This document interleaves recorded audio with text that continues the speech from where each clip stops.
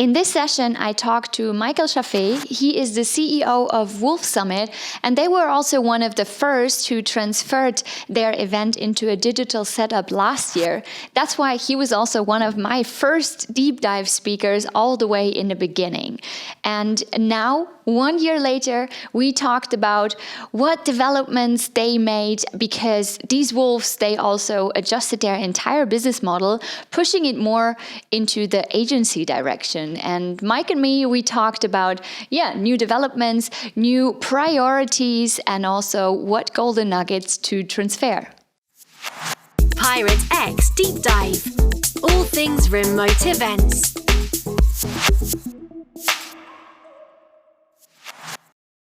Hello, Mike. How are you doing? Good seeing you. Welcome. Hi, Laura. Nice to see you again. Hope all's well in Cologne. Greetings from Wrocław. Yeah, thank you. A very snowy Wrocław, actually. So is it? About a meter. Yep, we've got about a meter of snow, and it's been with us for the past 10 days. And what? This is crazy. We had like a few snowflakes in Cologne, but it's like now it's all gone. It's just ice and leftovers, and I don't know, wishing for spring by now.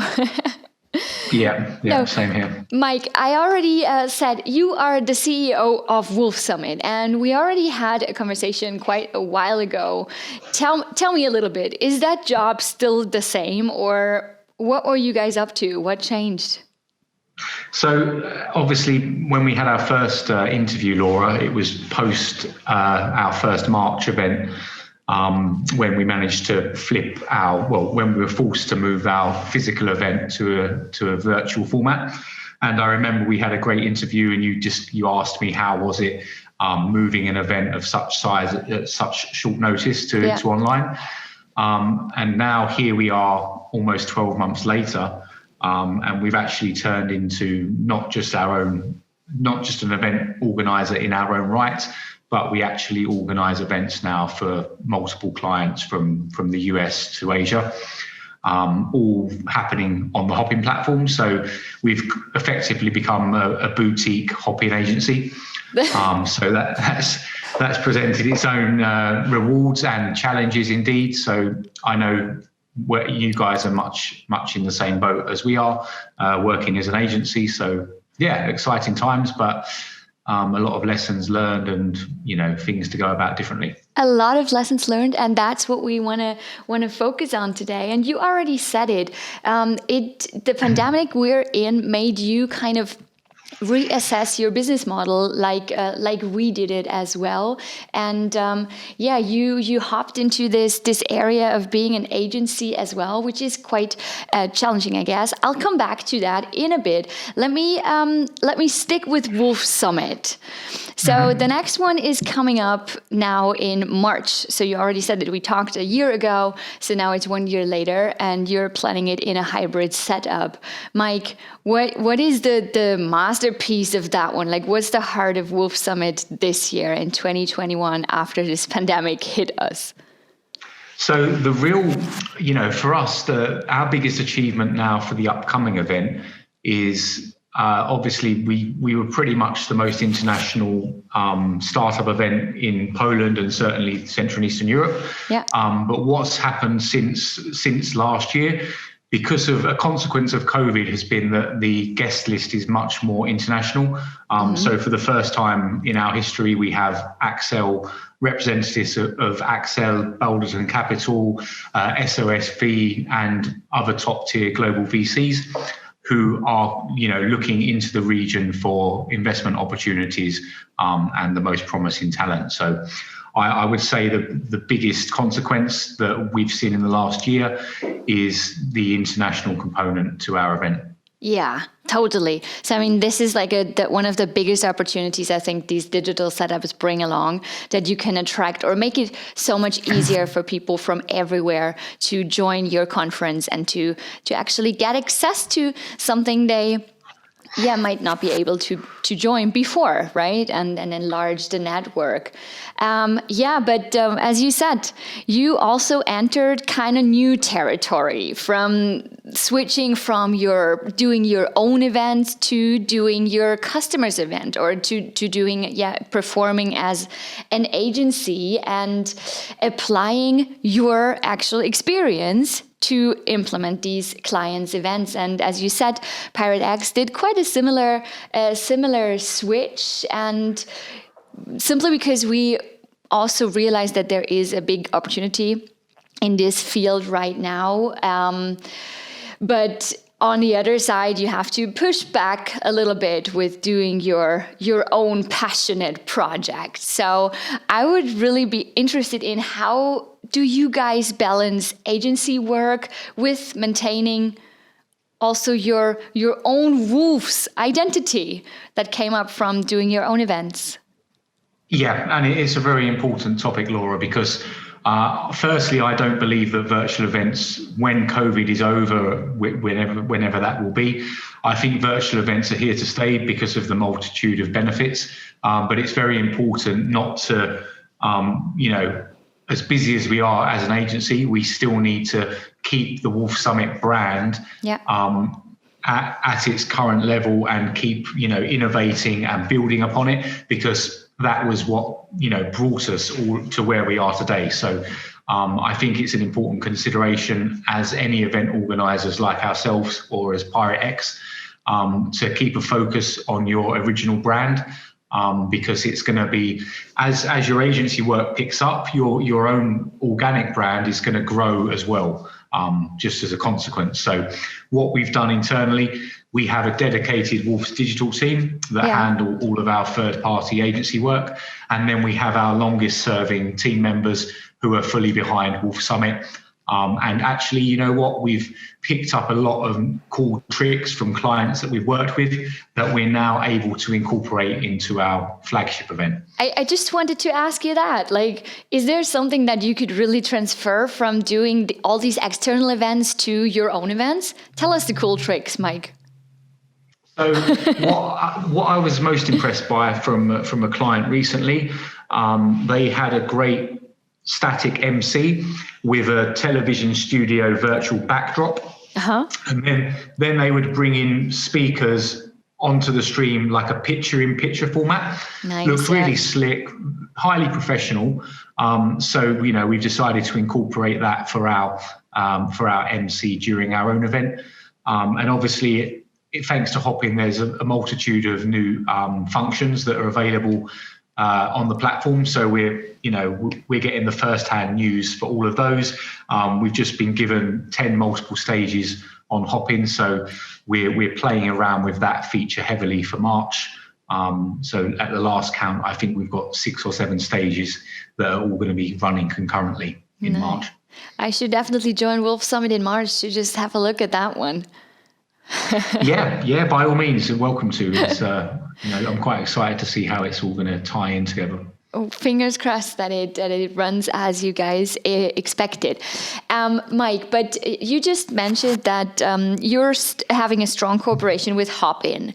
And this is really interesting because I was thinking about how the industry separates itself or is divided into specific corporations. I don't know. It feels like that strong corporations develop between, as you, for example, platform providers and agency, but also on the other side, Hopin, for example, bought StreamYard. So the agency players and the streaming players, and then you have all these tech people coming in. So when we're looking at this environment in general, I'm just wondering if this is where we're heading, to really build up these strong cooperations with favorite players and develop these default solutions. So you made your experiences with that. When looking at it from both sides of the coin, you already said there are some opportunities or some benefits that come along with such a strong cooperation. Is there also something that you think, this is maybe something that's the biggest risk when we are cooperating with one partner very intensively? So I think I think the consequence is going to be that brands that were very prominent pre-COVID. I just think I believe there'll be a consolidation or in the event space. So I anticipate seeing lots of brands just diminishing in scale and size. But I don't see it as a bad thing, because I believe that we have a chance now to really connect a much wider geographical mix and bring in partners to give you some perspective, we had sponsors from China who have joined for this event, as well as the US, Australia. So I do think that when purely from an event space, there's going to be a consolidation in the market. And in terms of risk, in terms purely as a technical, from the technical standpoint on a platform, I think a lot of the likes of Hopin and the other event platforms, they really need to be developing the product at a rapid pace. Yeah. As obviously when you have a slight hiccup with an acquired technical solution, say for example StreamYard or Slido or Miro, a slight hiccup technically can impact hundreds of thousands of virtual delegates, whereas before it would have probably not have been such a big consideration. Yeah. But what about the flexibility? I'm just thinking, usually when we are kicking off an event, then I'm thinking, okay, what do I want to achieve? What I want to bring across? And then what is the right platform for it? So now if I have like one partner that I'm fixed with, I don't have the flexibility to say, oh, but maybe in this way, that platform would be more suitable. Yeah, it's a good. just thinking about it. Yeah, no, it's a very good point. And indeed, I've been approached by some of Hopin's main competitors, but what we've seen, and we have a niche because our team have only worked with Hopin, so it gives us a much more authoritative standpoint, when we organise, and we also have. So Hopin has a product page and recommendations form. So anybody that works as an agency or indeed is a customer of Hopin can make proposals on what should be integrated next. And the product team. And the product team are really responsive. So once there's enough demand from the community, from the Hopin community, you can see these developments taking place quite quickly. That's a very good perspective. I really hope so that it's being pushed to the next level quite quickly. But Mike, thinking about back to our own events and leaving the agency cosmos a little bit, what do you think? When will it be viable to return running your own events? So obviously, as you said, we've got our own. Yeah. We've got one coming up in just over 5 weeks, 24th to 26th of March. We're doing it in a hybrid format. So we've got a very a great co-working space that opened last year, the Cambridge Innovation Centre. We're using that as the physical venue, and then obviously Hopin for the virtual components. Due to the Polish regulations, at the moment, we're still unsure how many people will be able to attend physically. But, we're prepared for all eventualities, whether it's, 25 people up to 300 or 400 people, we can accommodate the numbers. So you won't do the switch, like only do an agency or only doing Wolf Summit. You're going to keep both pillars alive. Doesn't matter where this pandemic is heading. Yeah, and actually, I can give you a spoiler, and we can talk about it more of it offline. But we're looking to launch a new initiative for the whole Central and Eastern European region. As I mentioned before, I see a huge consolidation in the event space. Yeah. So we believe it's a good opportunity to try and tie in lots of valuable events into a week-long tech week. So That's our ambitions. Okay, that's a nice spoiler. I'm excited about that. It's a very good kind of thought. We also spend a lot of time with not like consolidating different events, but as you said, like actually bundling all the experiences and all the formats and all the also all the communities into like one big one, which is very probably the perspective or the what do I want to say? Did you mention when's the next Pirate Summit due to happen? Yeah, well, that's a good question, Mike. No, we're on it. We're thinking about it because Pirate Summit last year did not take place, obviously. And we didn't want to transfer Pirate Summit into a digital way. We wanted to build up a new product that was Pirate Life. And right now we are honestly, same as you said, struggling with what makes sense and where do we see a potential. And we did not make up our mind yet. So it's still in discussion and to be announced what's happening. But probably July, or not July, but summer or early fall is where something is going to happen. Yeah, no, and it's true, it's such a difficult environment now in the event space.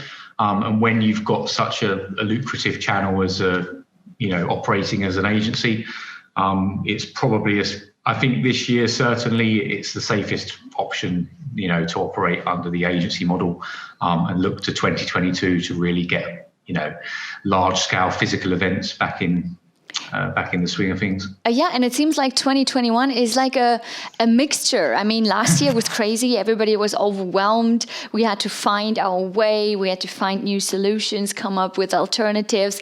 And now it kind of, the digital way of doing events or the benefits of it that are really great, as you just said, also with enlarging your community, the target group and so on, and the reach.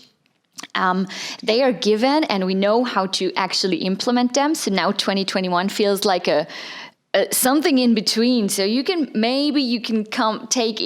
take back in some physical aspects, maybe stick with the digital ones. So I'm really excited where this is heading, but we're really taking it step by step, like looking at it from a very, from a close-up perspective. So don't think about what is going to happen in fall, but really look at it how it is right now and how we can get the most out of that.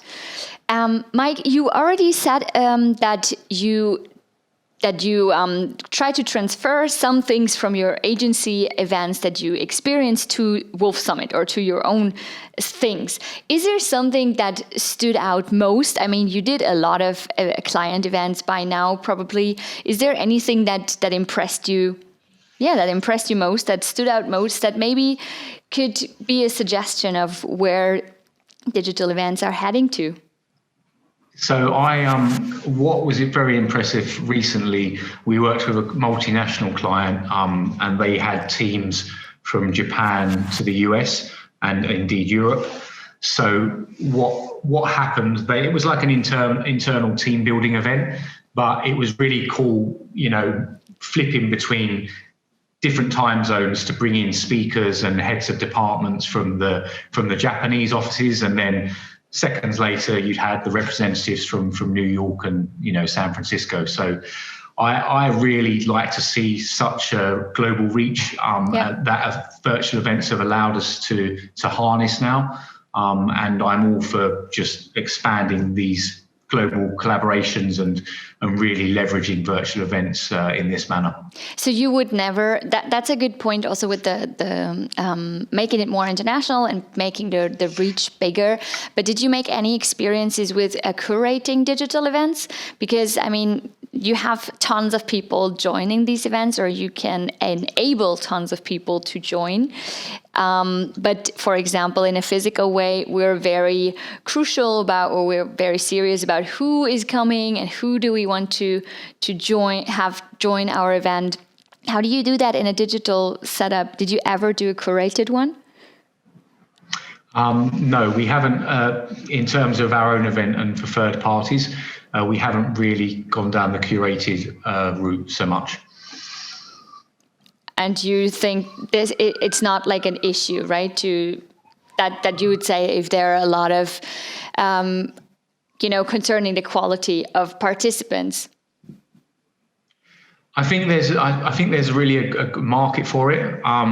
However, we're still in the infancy of virtual events, and I think over the next 12 months, especially, event organisers are going to go down that route of really hand-picking the lineup. I mean, obviously, it happens now in terms of speakers. Everybody wants to bring in the Yuval Noah Hararis of the world, but when you get into actually curating the guest list, I tell a lie. So we did have one client that's in the business services sector. And what he did for his event, he went and found 10 of the top technology purchasers from Japan, who were sourcing solutions from Central and Eastern Europe. And he created, in the Hopin platform, we created 10 separate roundtables, where each one of those representatives would have their dedicated session. And then it was a chance for the solution providers from Central and Eastern Europe to pitch to these, prominent buyers from Japan. And it was actually one of our most engaging events that I've seen recently. Nice. So it can boost engagement on the other side. Yeah. I mean, when there's a potential sponsor that knows that they have a chance to speak one-on-one in a private setting, albeit in a virtual format, with a key decision maker at a target company, you're never going to have a problem in selling those spots. True. Yeah. I feel I get your point. Yeah. Mike, you also said that the platforms are developing fast. And this is something I push these deep dives conversation or when talking to my guests. There's a question I really like a lot, because I'm always wishing that some providers might listen and develop the things that we wish for. So, Mike, if you would have to make a wish, what feature or anything that you would like to see on an event platform, what would it be? Is there anything concrete on your mind? The more concrete, the better. Yeah. So the concrete is, as you probably know, the agenda is always the most micromanaged and tedious part of the event. Yes. So I would love to see an event platform where we literally upload a spreadsheet with all of the speakers' details, and then there's automated email reminders, SMS reminders, a training video that's sent to the speaker prior to the event. So literally our event organization team upload the spreadsheet, and then the job is done, up until the event. Okay, so this is a very straight organizer perspective that makes our life easier. Now, when looking at it for your participants, anything you wish for your participants? Like to pimp up the experience? So I think gamification is a huge area that's going to start developing quickly. And also bearing in mind a lot of events are going to be going hybrid soon, using any tools and gamification tricks to increase the engagement between the virtual attendees and the physical guests. And the physical ones, very good point. Yeah. So I had a great chat with Hopin's head of product in the States. This was after our hybrid event in October.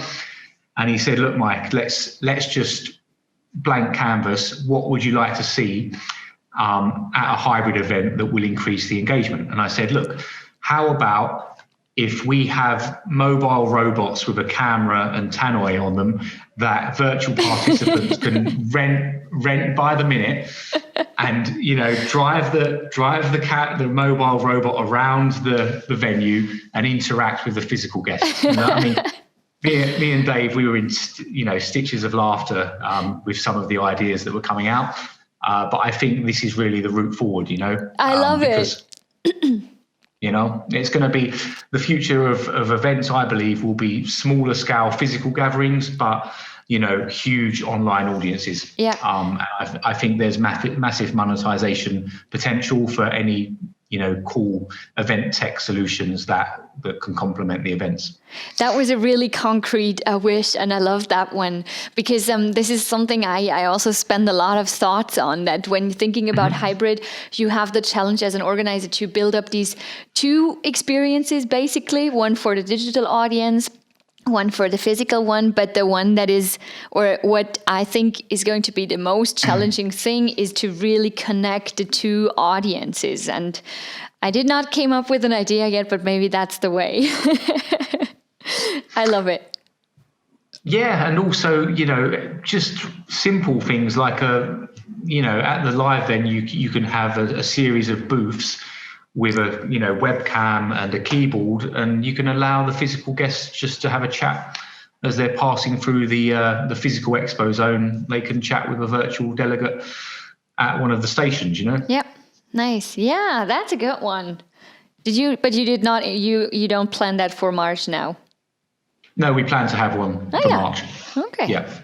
So we're also going to have, as part of our networking evenings in Warsaw, we're going to have a mobile AV team that record the proceedings and broadcast it onto a hopping stage. Fun. Okay, so I'm safe. Gonna join that one. Yeah, definitely. I'll connect you with you offline and yes, please. Get some passes. Mike, you already answered my actual closing question in the beginning, and I already asked you that in the first conversation as well. Like, are remote events here to stay? And you already said, yes, they are, because there is a big opportunity. So I'm going to wrap it up with something else. Like, what would you say is the biggest opportunity? Let's leave out the reach, because this is something everybody knows, that still remain for online events when physical is coming back. I believe monetization of, say, the solution we discussed of gamification, but also advertising revenue from virtual events. I think this is massively under discovered right now. True. And I see that there's huge scope to start monetizing the break periods and interludes during your agenda content, by selling 1 minute positions in the agenda for advertising efforts. Nice one. Yeah, true. We did not include anything like that yet. Yeah, Mike.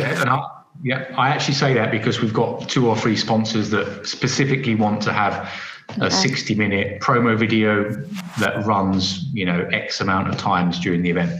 See, it's always good for something having a chat with you, getting some new insights from your perspective, from your team, from your learning.